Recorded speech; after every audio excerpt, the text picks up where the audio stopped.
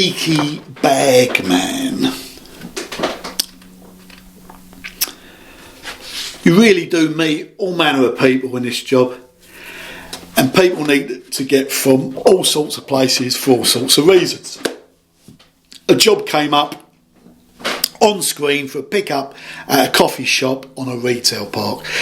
Let's just say his name was Mr. Smith. I pull up to the job and see a guy glancing at his phone and my car in unison. The app notifies people that the car's arrived and the colour and registration number, so his phone had pinged and he knows it's me. Anyway, he fixes his gaze on the car and begins to shuffle in his seat, taking his final gulp of whatever it was he had in his cup.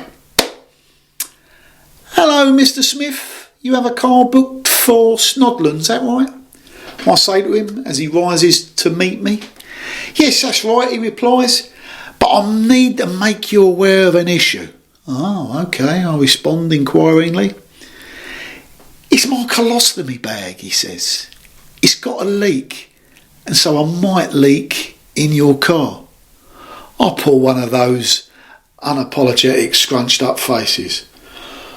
Oh dear. "Well, I'm terribly sorry, mate, but in that case, for obvious reasons, I'm afraid I can't take you. I'm really sorry, but I have a day's work to undertake and I can't risk an incident that will take me out of commission. But thank you for your honesty. I do appreciate that." "No worries," he says, and proceeds to shuffle back to his seat. I feel a little bad for him, but can't think of a workaround.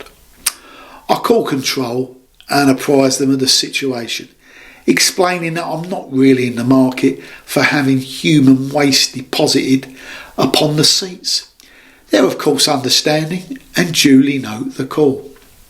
I reflected on it after and wondered as to what goes on in people's heads sometimes.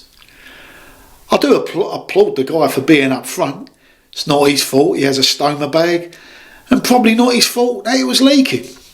He could have said nothing and I'd have been none the wiser, apart from maybe a nasty niff in the air. Perhaps until that also a customer got in and complained about a damp patch. Shitty situation really. In hindsight, I did wonder if I could have offered him more.